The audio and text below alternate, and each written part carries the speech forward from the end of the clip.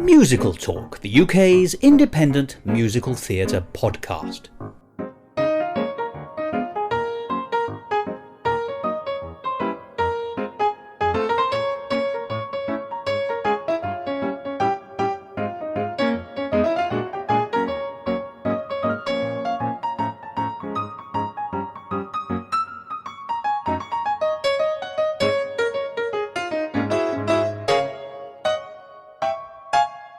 Hello and welcome to another edition of Musical Talk. I'm Thos Ribbits and I'm the Colosseum, which, if you know the song You're the Top from Anything Goes by Cole Porter, is supposed to be a good thing.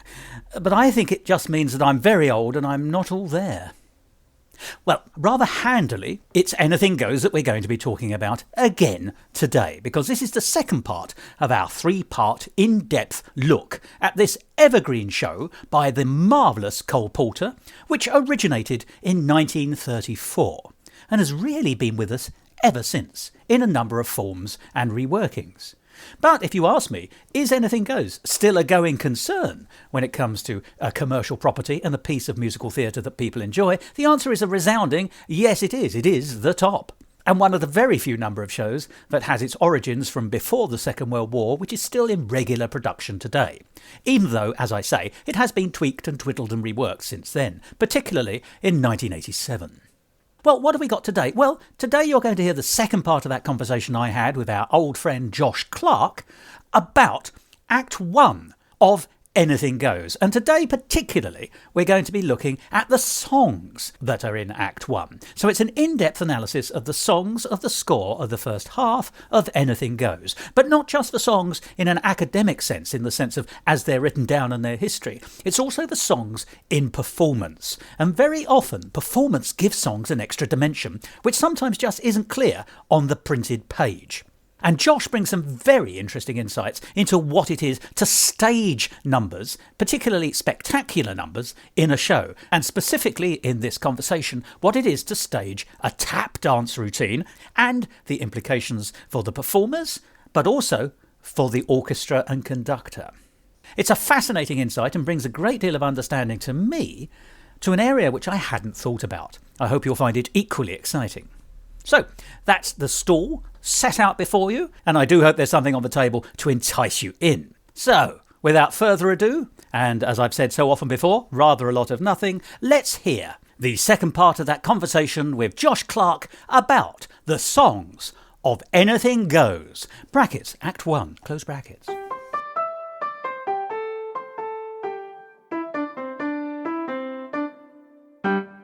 Musical Talk, the UK's independent musical theatre podcast.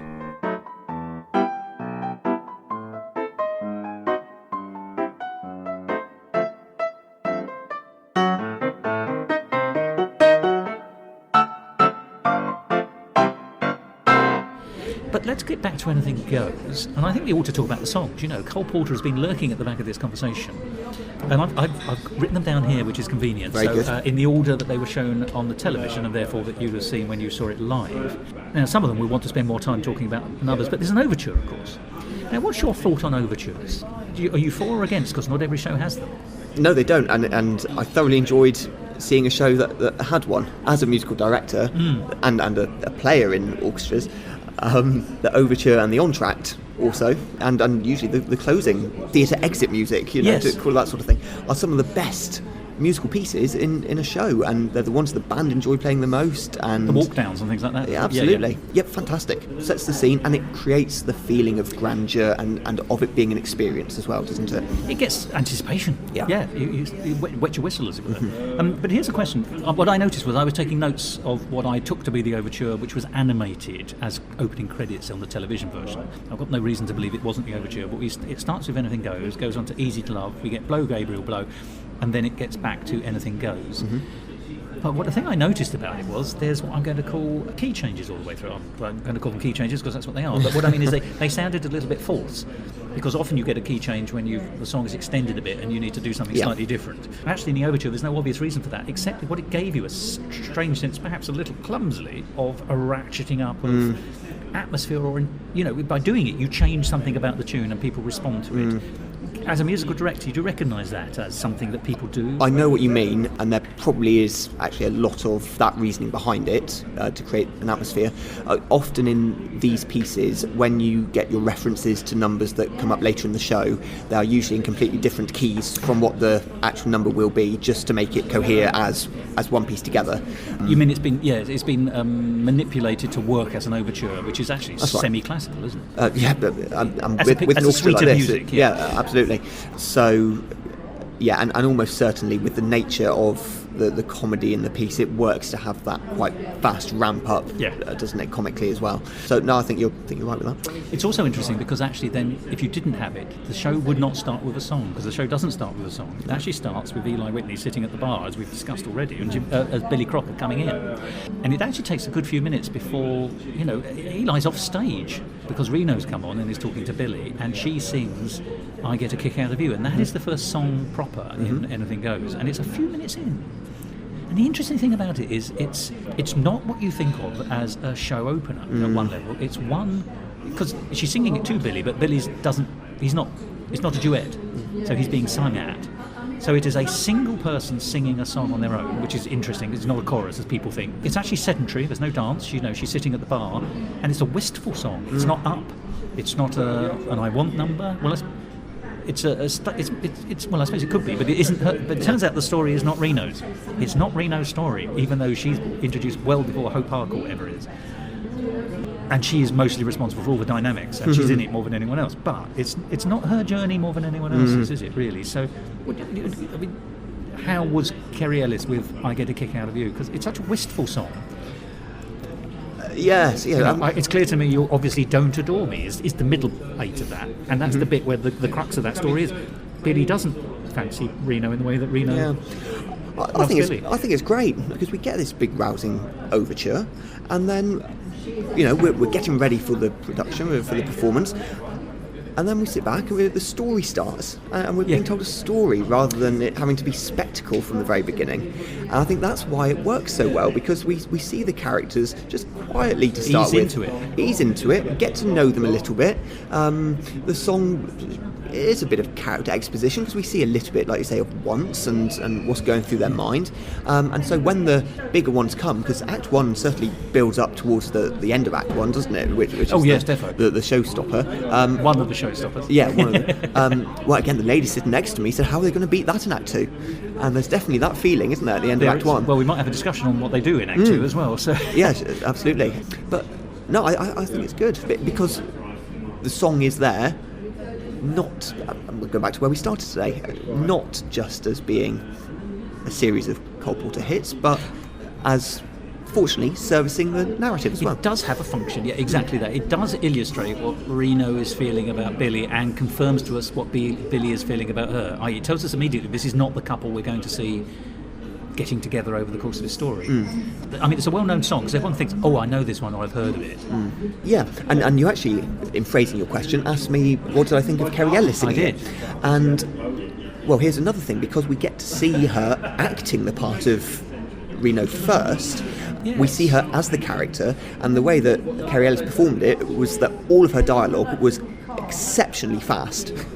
And therefore, it isn't Kerry Ellis, of course, as we expect, but we situate the character and get an idea of her before we hear her sing. So, and it was very noticeably different from, of course, other roles that we might have seen her in before, which you want to be the case, don't you? And you want to see the character drawn a little bit, maybe before you get too sucked into the story. But you've just said something very interesting there. You said essentially she plays Reno as a fast-talking wisecracker, which is certainly an interpretation. I don't think Sutton Foster played it that way at all, which is also really interesting. And this, I think, takes us back to our earlier conversation about how you can slot the actor or actress into the role as written, and they can take it in a totally different direction, and it's always true. But if she's a fast-talking, wisecracking character, I Get a Kick Out of You is not a fast song. It's not a wisecracking song. It's a song of the heart and emotion, and I suppose what you are therefore getting is the whole of the character. You're seeing the wisecrack veneer, and the melancholy belief. But did that come across? Exactly, definitely, and I think this is why it worked. And this is what, again, we were talking about earlier with Soubrette and Ingenue, that there is more depth to these characters than first appears? Yeah, because it isn't just running around the ship. It's largely that, but it isn't just that.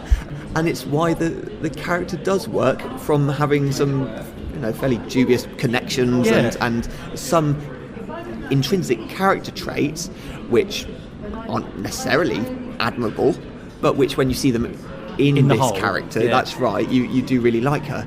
And you do. One likes Reno. Yes, and so the structure of pieces is very important. So the fact that we do get this first number, which is a bit more introspective in a way, means that we therefore read everything that comes after in light of that.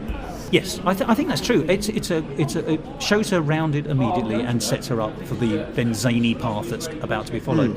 Because even when we do get to the end of Act 1, and as we've already mentioned, going into the song Anything Goes, times have changed, well, we can hear the beginning of that song as being, again, maybe a little bit introspective, because it's Reno singing that, and almost harking back to simpler good old times, days, as it were, yes. Exactly. So do we see her character as something which she herself is playing? How much is she projecting onto for other people's benefit? Yes, crikey. Oh, that takes us, there's an immediate flip into, funny enough, Follies by Stephen Sondheim. There's a character there who allows everyone to project upon her, or allows herself to be seen. Her popularity depends on allowing men to fantasise about who she is, and therefore she creates herself in that character. And the fast talking really worked for the number Anything Goes as well, because it went along at a fair old lick last night, which worked really, really well. I would have thought the fast talking works well for Friendship as well, which is actually a sort of fast talking vaudeville duet. Oh, anyway, yes. Isn't it? Yes, quite. Yes, that was fast. Just briefly on I Get a Kick Out of You, though, just at the very end, there's a little reprise after Billy has gone and Reno's on her own. And it starts instrumentally with the middle eight, which is the bit where I said, "It's clear to me you don't adore me." And then she sings the remaining words. So quite interestingly, they allow the melancholy of the music to remind you of the actual emotional heart of what's just happened, which is that actually she's been rebuffed by Billy. And she looked like she was quite sincerely after him. Which does make her later marriage at the end of the piece a little bit of a rebound, but then again, I'm not sure we're supposed to take it too seriously. But I like that. I like the fact that they didn't get her to sing the wistful middle eight. They played it instrumentally, and then she leaps on for the reprise only for the last line or two at the end. After that, we get some chorus numbers. Now, the thing about chorus numbers in shows of this era and age is that they all sound like watered down Gilbert and Sullivan, because that's essentially the function that they are sort of doing. They all go to a hotel in Act 2, I think it is, of Lady Be Good, and Gershwin's written a ditty called Linger in the Lobby, and it's exactly like, we linger in the lobby, and this has got sort of the male crew singing a little. It's actually two songs stuck together, I think. But that after we're on the deck, you get the crew briefly singing this throwaway, let's be honest. I can't even remember the name of it. And then all the cast and all the characters come on at one stage after the other, and we're sort of presented with a melee of all the different characters and relationships. That's when the farce element starts. And then the scene finishes like a sandwich with another chorus number, but it's the better chorus number, which is Bon Voyage, you mean Bon Voyage, which I think is a deadly catchy song. So I was saying how sort of throwaway the first chorus number is, almost as a scene setter. But this one's actually it doesn't do anything, it doesn't take us anywhere, except the ship is launched, of course. So I suppose it does have that actual, it underlies the fact the ship is now at sea, which is a geographic pinpointing. It's actually very important to the narrative as well, isn't it? They have to be unconnected from land. Yes. But the song itself is actually better than it has any right to be. You and I can bring it to mind immediately, and it's not one of the things people think of from the Cole Porter songbook. And it, funny enough, plays very closely to one of the things that, he spent a lot of time in France. If he wasn't in America, he'd probably been in France most of the time, Cole Porter. And he wrote so many songs about Paris and shows set in Paris. 50 Million Frenchmen Can't Be Wrong, and Du Barry Was a Lady, and which is part of that set in France, and even later Can, which was filmed. So he loved France, and it's like his second home. And where we've got the English pronunciation and the French pronunciation of the differences between us. So it just plays into, it's a very Cole Porter song in that sense. But it's a throwaway, and yet I think it works. It's a throwaway, but it's not worthless. I don't know if you have anything to say on that. There's no reason why you should. Again, we've spent a lot of time talking about Reno Sweeney, but it really is an ensemble piece, isn't it? And it this production is very strong across the board, and so I think, again, is why I was so absorbed for the whole time, because you flip between these fantastic solos or duologue numbers into the most fantastic whole cast pieces, into the dance numbers, into these sometimes silly ones, sometimes scene setters, sometimes really sincere, more sincere ones. So it's got a bit of everything, hasn't it? And again, it comes back to the structure of the piece, that there's maybe more to it than meets we the first eye. thought. I think there's a lot in what you're saying, although I also do think the performers join up a lot of dots, and I think we can see that in the next song, and it's one of the big names again. We're into You're the Top, which is now a duet, this time with Reno and Billy. So Billy's singing at last with Reno, and this is an attempt to bolster his confidence. So he's sort of at a low ebb. He thinks he's lost everything, so she tries to sing this song about how fabulous he is. And what I liked in the video performance, the Sutton Foster version, is that obviously, if you know the song You're the Top, it's a series of fairly superficial similarities between Billy Crocker in this case and Wonderful Things, although the Wonderful Things are a little bit random. You know, you're an O'Neill drama, you're Whistler's mama, you're Camembert. Yes. But what I liked about the performance was Sutton Foster looked like she was trying to think of the rhyme. So she was going, I'm coming up, well, which she didn't actually say that, but her facial expressions was acting, she'd come up with a few, but then she was struggling, and so she made a great deal of comedy mirth out of lurching towards your Mickey Mouse, just to finish the rhyme. Almost playfully with us as an audience, saying, actually, we're recognising that the things aren't necessarily all superlatives, but they don't half work in the course of this song. I think I've seen similar performances of other similar songs, like Who Wants to Be a Millionaire. I think I've seen done in a similar way. Well, I can guarantee you'll have seen one in a similar way, and it goes back to the Daddies, and that's Gilbert and Sullivan. Pirates of Penzance, in the Modern Major General song. Yes. At the end of each verse is the general go, what, right, strategy. Yes. And the hypotenuse. And he does it in each of the verses. So actually that's built in. I'm finding it's the knowledge that you're in a song, oddly, and that you're struggling to get through to the end of it, as though the song is being written by you as you go along. Yes. And that is such an interesting conceit for any song. And I think I don't think it's written into You're the Top that way, but it was written into the performance that I saw it.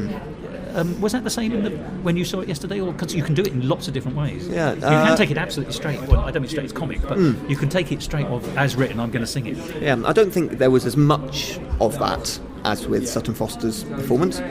But again, this is the same production with different casts, so you're going to expect the different actors on the same character to be trying to do it in different ways, aren't you? I think. Yeah.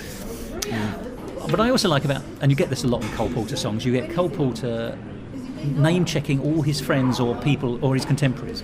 So in this, and indeed throughout the rest of the piece, there's references to Vincent Youmans, Fred Astaire, the song Swanee River, which reminds you both of Stephen Foster and Gershwin's later Swanee.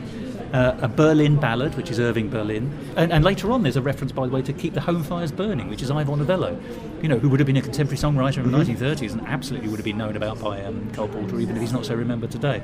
So it's full of these are my pals kind of feel to it. But just looking at this song briefly, it's playful again. It's this idea that, that actually there's, as performed in the way I described it, trying to find the words, but also Poulter is having fun because he's run out of rhymes for top, because top's not that easy a word. So in several of the encore verses, a reference to the Grand Old Party, which is the Republican Party, and they refer to I'm the nominee for the GOP, or GOP. Now, no one ever calls the Grand Old Party the GOPs. Whether they ought to or not is entirely a matter for another debate, or indeed possibly a different podcast.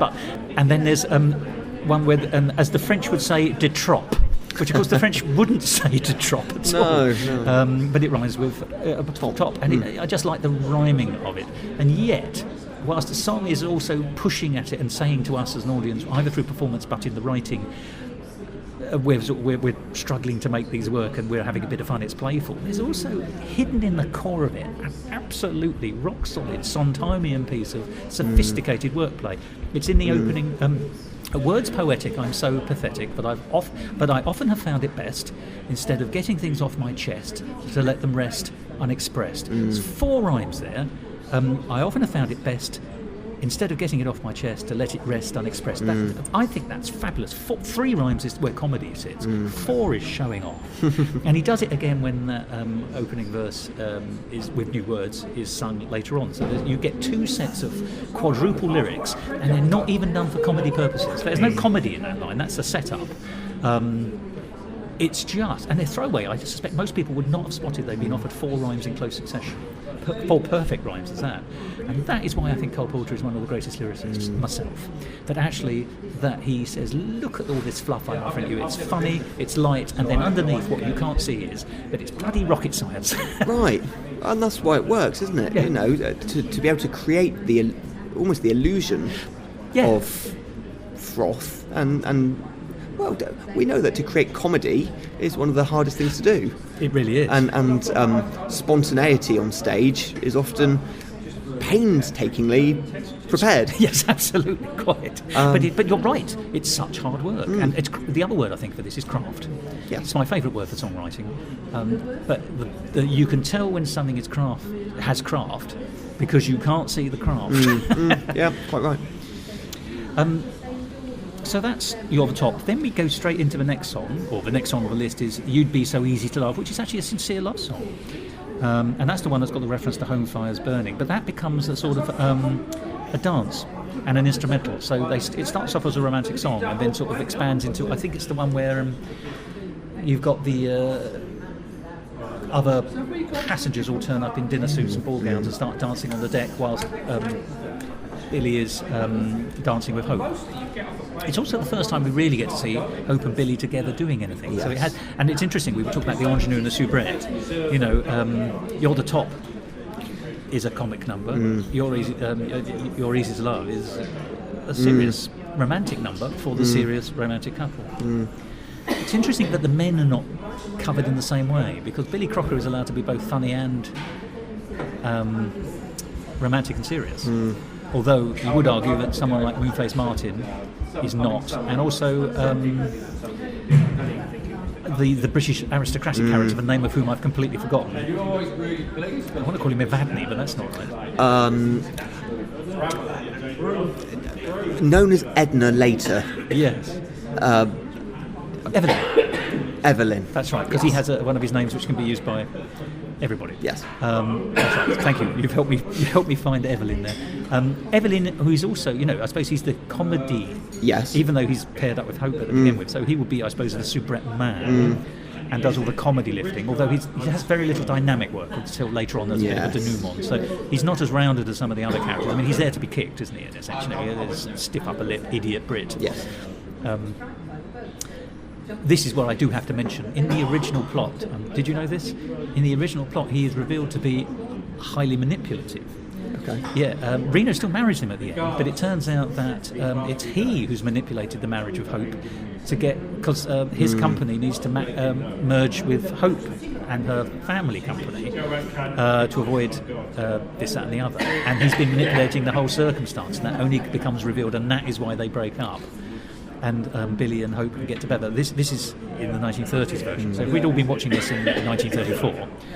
apart from the fact we'd be very old now.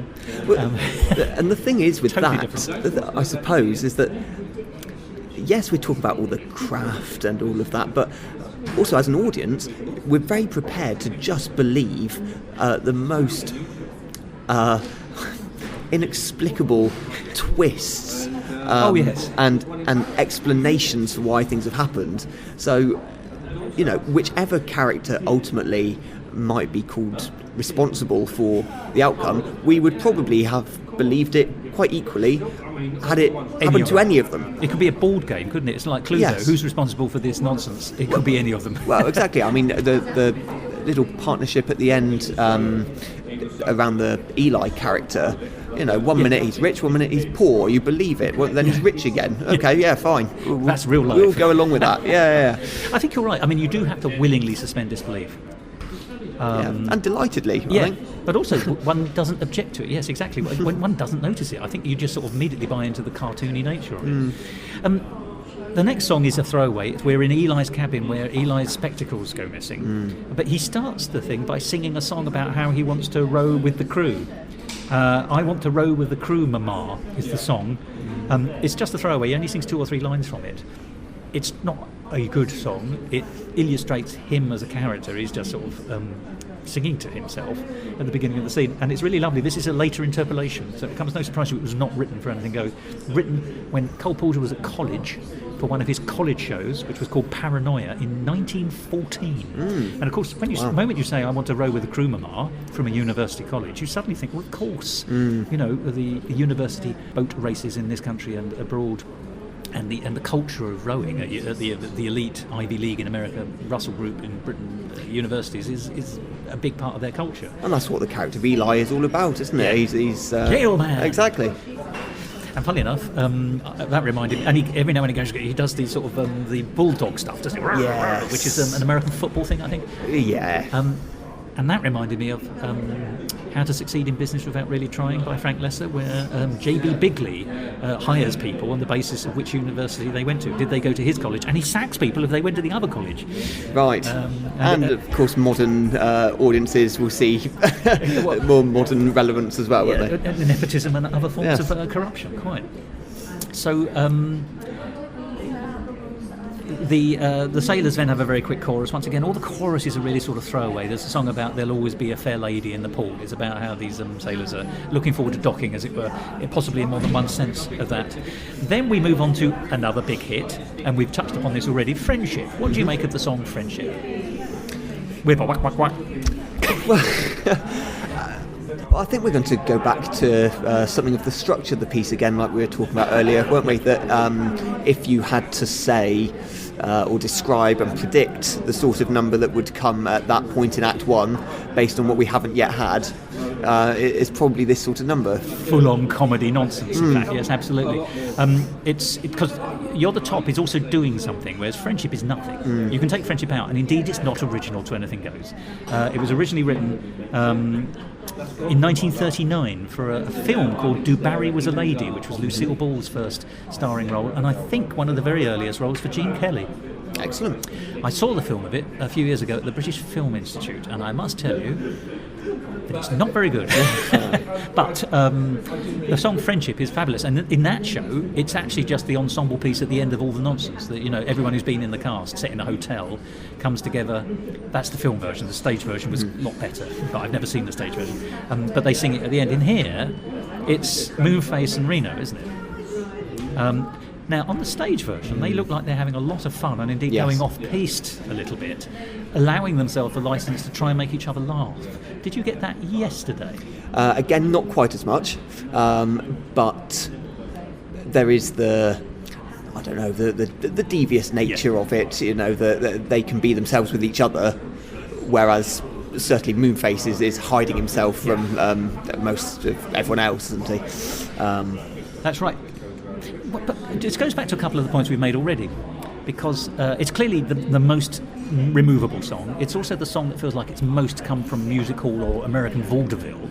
It looks like the kind of thing you'd expect two comics to come out and sing before they got into their patter. You can absolutely see Ethel Merman singing this actually originally, even though it wasn't in Anything Goes. But it's got the hallmark sort of playful Cole Porter lyrics, so there's some fake rhymes. So when other friendships have been forgot, ours will still be hot. But later on, obviously you can't use that rhyme again. So when other friendships have been forgate, ours will still be great. And there's also, if they ever put a bullet through your brain, I'll complain. Brain has to become 2 syllables. And nobody objects. And why should they? I mean, it's a great song and it carries you along, but Cole Porter is allowing himself to cheat because he's saying to the audience, wink, wink, come and join me in this very playful song. To me, it's having your cake and eating it, writing bad lyrics, and then being able to actually say to the audience, these are bad lyrics, aren't they? Are you enjoying them? Yeah, absolutely. I mean, there's such a history of that for different reasons. I mean, we go all the way back to Shakespeare for, contriving things that fit a line of metre. Sometimes for the same reason, actually, if it's comedy, but sometimes who can tell in Shakespeare? But but sometimes for very different reasons. So, but you're right. Yes, it's being able to push at the envelope, I suppose, for a purpose, not because you can't be bothered. These fake lyrics are not fake because you're not expected to just say. You're not expected to tut, and you're not expected to ignore them. You're expected to acknowledge them for what they are. He is saying to you, you, the audience member listening, are on the level that I, the composer, am offering you this. I'm offering you this in this way, and you are accepting it that way, and we do. And that is once again a composer at who's the master of their craft. It seems to me. We don't put it down to bad authorship. We put it down to that's a deliberate thing, because Cole Porter doesn't do that unless. I would go back again to tie this into the very broad umbrella of musical theatre. I've already mentioned Six today. But listen to the lyrics in that. It's exactly the same. Genius, crafting of language, playing upon all sorts of things and shifting emphasis across different lines, making to varying degrees obscure or very obvious allusions to different things. Some of the rhyming in that is impressive, very impressive, unexpected, and which is craft didn't die with Cole Porter, absolutely, but I like the fact that if it was a lesser composer, I might think, they've cheated. I never think that with Cole Porter. I always think, he's inviting me to be complicit, actually. So let's go on to another song. We get Bon Voyage reprised, this time by Evelyn, but actually the next big song, once again, and it really is hit, chorus number, more or less. De Lovely. Once again, not from Anything Goes, although it feels absolutely. I don't know if you know the history of De Lovely as a song. Apparently, Cole Porter was on a cruise with some friends, so it was originated on a ship. And one of the friends, they were looking at the moon and the beautiful sea, and one of them said it's delightful, another one said it's deluxe, and the third one said it's De Lovely. And Cole Porter said, I'm writing that down, and then he did. So it's from 1936. And it's got so many, once again, Porterisms. So my favourite of all of them is he uses the word timpantithesis, which is antithesis and timpanally in one word. It's the timpantithesis of melody, he says. Also showcases, it feels like a very simple thing, which it very quickly tells you how it works. It's delightful adjectives that begin with D. And then at the end, it really builds up. But almost effortlessly, when it reaches the end of the first chorus, it goes, it's delightful, it's delicious, it's delectable, it's delirious, it's dilemma, it's delimit, it's deluxe, it's delovely. That's pretty. Now, one or two of those are slightly cheap. I think its dilemma is a little bit put in for filling, but actually that rise of lyrical Jenga, so it doesn't topple, and it doesn't topple over. It's actually masterful, I think, to be honest. And just it goes into a dance sequence in the version we saw, and I don't know if you spotted this, but if you listen very carefully, the chap who's arranged it has very carefully mixed in a line from Well Did You Ever from High Society, also by Cole Porter. It's the line, have you heard that Mimsy's star just got pinched in the ass to bar? That's the Cole Porter lyric in the original. But the melody line of that is infused as an underscore melody line in just a little bit of the dance instrumental on De Lovely as well. So if you want it, the orchestrator has also been infiltrating other Cole Porter melodies into the piece here, there and everywhere. I didn't spot many more, but I bet if I went back to it, I would. How did De Lovely come across on stage for you? It worked well. It is a song that I knew already. It was sort of done with, I think, the way you're describing, a bit of a nod and a wink to the audience, being self-aware of the nonsense of the lyrics, really. The grandeur and nonsense of the lyrics. Well, exactly, oddly, and that's where the comedy comes, isn't it? In taking it seriously, but also not at the same time. Yeah, and what a double-hander that is. It's amazing, isn't it? Well, in a way, it also only serves as a build-up to the next song, which is the last song in Act 1. And you've mentioned already, Anything Goes. I'm going to leave the floor to you on this, because obviously, as the lady you so rightly said sat next to you, how do you top this? Because it is the top, he said, quoting a different song. It looked fabulous on screen, but I imagine being in the auditorium, that was a scene, a showstopper to... Well, it stops an act, if not a show. Yeah, all I can say is if you haven't seen it yet, well, you're too late now because it has closed. But next time Anything Goes comes on, it's worth getting a ticket for this number alone, I think, especially if they're going to get Kerry Ellis to reprise it in 10 years' time or whenever it comes back. Where do we begin? Probably at the start. So we've had, as you suggested earlier on, they're kind of discussing the criminality, aren't they, and glorying in having the most wanted, number one criminal. That's right. The people on the ship want celebrities, and there aren't any. Yes. So suddenly, when they realise they've got the number one, public enemy number one, and also public enemy number 13. They're suddenly fated. That's it. And we then kind of break off into a slightly different theatrical style, actually, which goes against the rub of much of Act 1, because you've got really the whole cast on stage there at that it's everybody. And Reno appears on the top deck as this outside observer, really, of what's going on. She's not involved in the dialogue there. And she's almost a Greek chorus in her own yes, right, isn't she? That's exactly true, right. yes. Because the way I remember it, much of the cast slowed down and sort of froze in position as she begins. The times have changed, and she's going back through the Pilgrims coming to Plymouth Rock, and and what was America built upon, good values, deeply ironic, and and then that outside quality, outside status that she has, falls off quite quickly, and in typical dance show style, everyone gets involved and joins in with her, but really they are just in support of her. It is her show, isn't it? It's her show. At this point. At this point. And it works so well as a number because you begin with this reflective, yet very fast-paced last night, piece of exposition in the singing. Then it becomes a chorus number song, great, and it's building up the tempo, and you're clearly heading in a particular direction.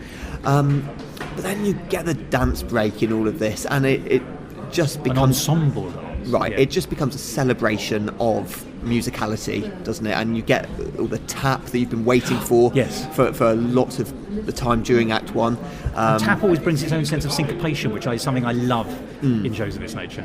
Yeah, and I think by this point you've already had little moments, isolated instances of tap, but here it is basically full cast, isn't it? Which is just so spectacular to watch as well, and works so well with the orchestra. Where I was sitting, I had a great view down into the orchestra pit. Oh, you could see them? Yeah, so I was, as we've talked about before, I always watch the conductor if I can, and tap numbers are one of the most difficult things to conduct because yes, you're conducting the orchestra, but at this level, the orchestra, or I don't want to downplay the role of the conductor, but by this point, at the end of a run, the orchestra, dare I say it, almost runs itself. Once you've wound them up and pointed in the right direction, a professional orchestra can do it. And actually, that doesn't do down a musical director because you've got to get them to that position. Yeah. All right. So, but what I mean when I say that conducting, let's say, tap numbers is so difficult, is because it seems an obvious thing to say, but how much do we think about it?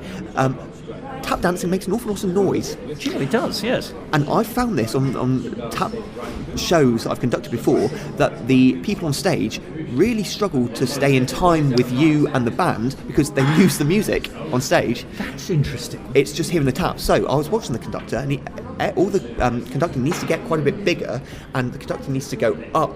Becomes visible, and it needs to go up to stage level because you're actually conducting the dancers more than the musicians at that point, and waving your baton.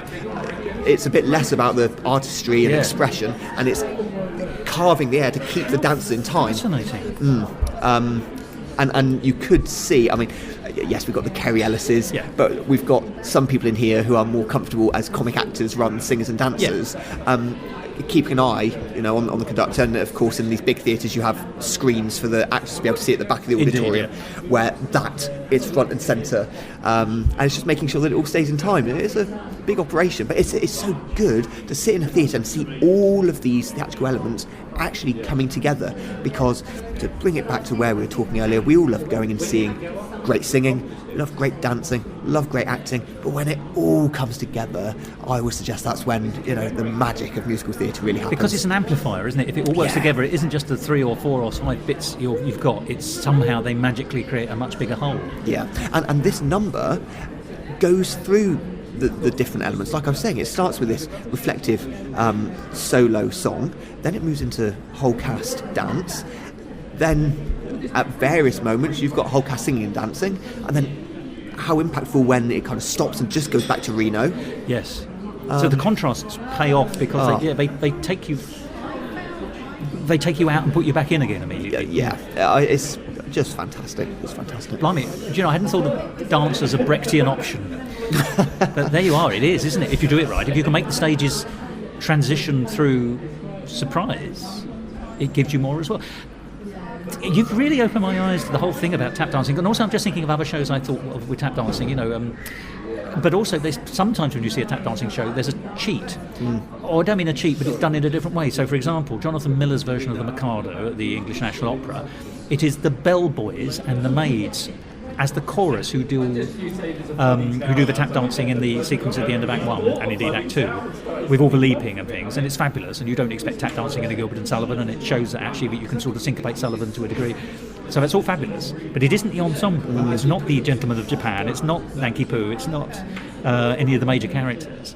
I'd like to see Pooh Bar tap dance, but in this it is every single member, Yeah, there are moments where it is everyone. Exactly, and that first of all is an ensemble. That's a visual spectacle, which is more akin to, say, Busby Berkeley and how it looks. But of course, it's also got to match, as you say, with the. It's got to fit the music, the beats, and tap dancing without sound would not look as good, I suspect, oddly, because it would look the same. But I think it is the sound that hardwires us as the audience into thinking something's going on. Yes. And that must be to do with the interaction of that loud staccato beat, syncopated or otherwise, against the music. So you've got to hear it. Absolutely, and some of the most, for me at least, impactful moments of tap in musical theatre is when the orchestra drops out, and you get that quite a lot in these big ensemble numbers, because you've got the whole wall of sound, to use that phrase, but then when the music stops and you just hear the tap, 42nd Street does that. Yeah, a lot, but that is fantastic, isn't it? It is, you're right, absolutely. But I bet if you are in a position in a theatre to keep an eye on the band, if you're high enough up when that happens, the conductor does not stop conducting. No. He's still keeping them in time, especially, I would venture, at those moments, because if you leave tap dancers to it'll go off the boil. It's, well, the opposite, I'd say. It's going to get faster and faster and faster. Go on the boil. That's right, yeah. And also the orchestra needs to know when to come back in again, because it doesn't stop and go away. It comes back in at a moment which amplifies the reintroduction. Yeah, absolutely, and again, a lot in this sort of music, the orchestra is primed for just maybe a couple of notes here and there. So, tap, tap, tap, tap, tap, tap, tap, orchestra, da, da, and that's got to be absolutely spot on. Bang on. Yeah, precision, isn't it? And precision is actually quite difficult in live performance, certainly at that degree. And with that many people at the same time. Yeah, it's multiple. Goodness.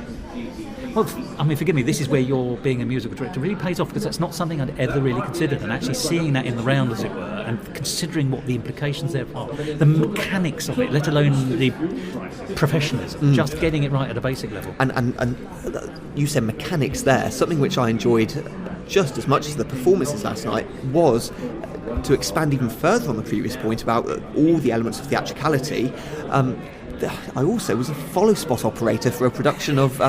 you have done it all. You are Mr. Theatre. Well, it's good, isn't it? It's nice to try these different things to get perspective on it. I did it for a chorus line years and years ago, and the follow spot operators deserve an award for themselves in this show. And again, I could look up and see this, and there's...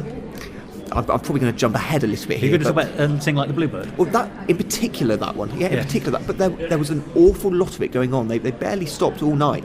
It is a very difficult thing to use a follow spot at the right moment, at the right size, at the right focus, because these are really big pieces of equipment. Two hands, don't Two they? hands. You're sitting up in the roof of the theatre, quite precariously. Holding often. a drum, essentially. Yeah, a very old piece of equipment. I mean, I haven't seen... Okay, I haven't done it for probably a decade now, and things have developed a lot in that time, but these are very old pieces of equipment, very often, which get very hot as well, doesn't it? But anyway, in the number that you've just mentioned about the Bluebird, the focusing of the spotlight... It's a tiny spotlight, isn't it, to play a character? Yes, exactly that. And credit to the lighting designer for having the guts to do this, because so much responsibility is on the follow spot operator, which, yes, there's always a bit of that, but not quite like this. This is virtuoso follow spot. And they had to listen to the music, because the light, this will sound a bit strange, but the light was dancing. Yes, it was, wasn't it? And there was a duet between Moonface and the light. As it were a bird. Yeah, and he would do some steps, and then the light would move to follow. Yes. And it's very difficult to do, so do pay attention to the lighting, because there's an awful lot going on, and you might think a lot of lighting these days is automated. Follow spots can't Probably really not, be. no. They can't really be, because actors do sometimes go where they're not meant to be. You've got to follow them in organically. Yeah. Because there is another point where actually the follow spots have to work very hard as well, and I think it's in friendship, isn't it? Because actually Moonface and Reno sort of they're in competition as well as friends, and they sort of move away from each other and try and pull the focus to themselves by literally getting the follow spot to get to them and off the other. That's right. And back. That's right. And there's another element of theatricality in that number. You had Moonface gesturing up to the follow spot, like saying, "Give it to me." Oh, that's right. Yeah. There was interaction, which I always love, between some of the actors and the conductor at a few moments. So the conductor throws a rose up at one point. Yes, he does. I think to Evelyn. Yeah, I get the suspicion it was a one-off thing in the performance I saw, where this particular musical director did have long hair, which, absolutely fine. But one of the characters, stereotype, why not? One of the characters referred to him as something like Professor Longhair at one point, and I could just see that being the sort of in-joke, which it would be a different epithet each night, perhaps. Well, I suspect in the 1930s and 40s it would have been Leopold, because is it Leopold Stokowski who he's in Fantasia, and he was the famous long-haired conductor who almost creates the myth of that particular sort of archetype. Isn't that interesting? I didn't know. But your insights once again have been absolutely fabulous. You see, once again, I was going to go to my comfort zone, which was looking at the lyrics, and I'm still going to do so, but only briefly, because actually I think you've really illuminated, literally with a follow spot, the complexities involved in a showstopper. You'd expect a showstopper to be complicated, but actually to think about the elements in play. All the bits of the machine are moving at the same time, on and off the stage. Exactly. And to bring that to some kind of synchronicity throughout the piece, and yet also a conclusion which works, is an amazing feat. And actually, once again, craft means that we, the audience, just roll back and enjoy it. But goodness, the sweat and tears in that, I should think. Absolutely, and I'm sure part of, or a lot of this, is why we love going to the theatre. Yes, I enjoyed watching this production on the screen, but I enjoyed it so much more in the theatre, partly because of the immediacy and the proximity to the stage, but it is all these other things as well, which you just can't get. You can't, no, anywhere else. And you would have had it 87 times more profoundly than I'm watching it on the screen, and watching it on the screen was still great. So I do think it's just important to champion all of these elements, which, even if we don't notice them explicitly all the time, we're certainly feeling the effects of. And we are thankful for it. Yeah. And this conversation, as I say, that's made me more aware of some of the things I'd not even stopped to think about. So I'm only going to dwell a little bit on the lyrics for Anything Goes. It's interesting, funny enough. I actually want to make a throwback to You're the Top. I'm a toy balloon who's fated soon to pop. Funnily enough, is actually what is Billy Crocker's trajectory. He's being fated here.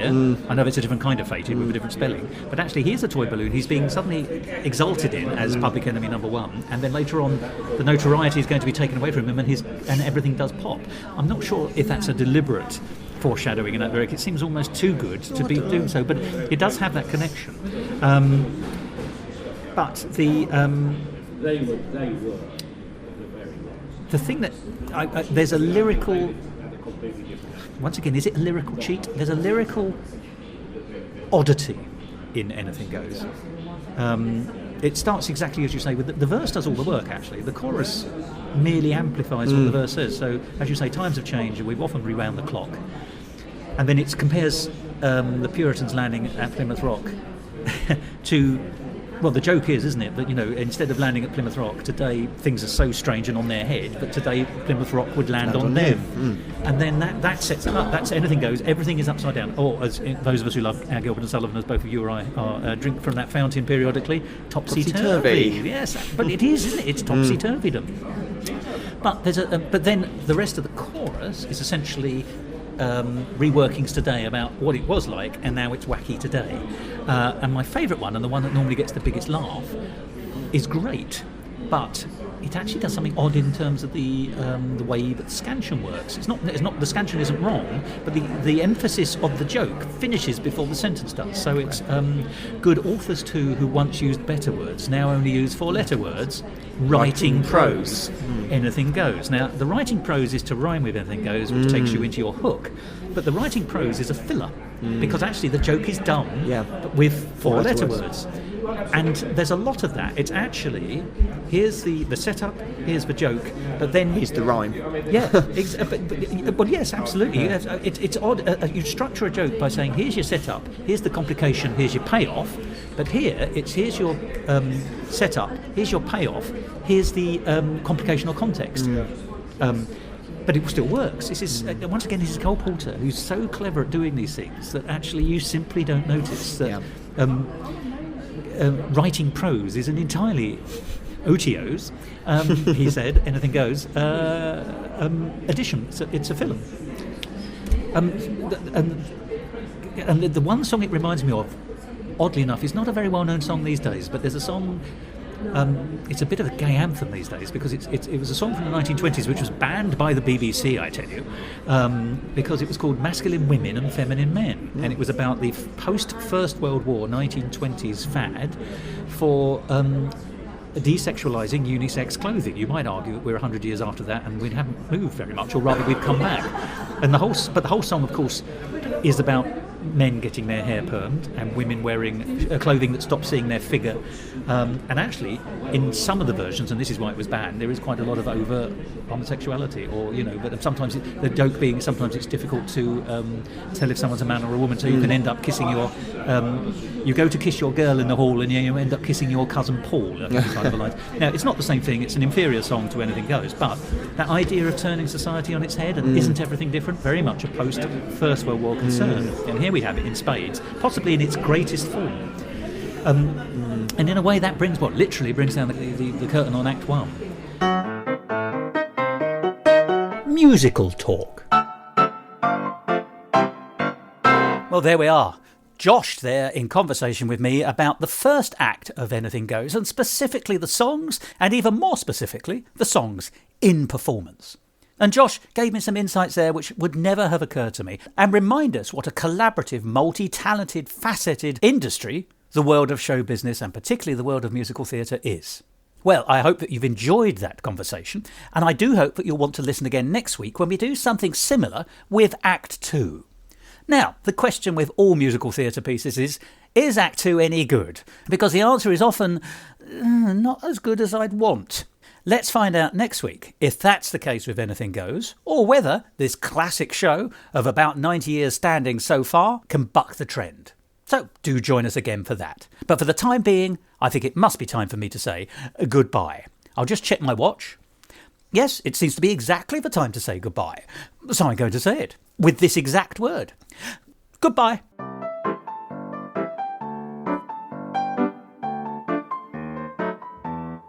This episode of Musical Talk, presented by Thos Ribbits and Josh Clark, and edited by Thos Ribbits. Copyright Musical Talk 2022.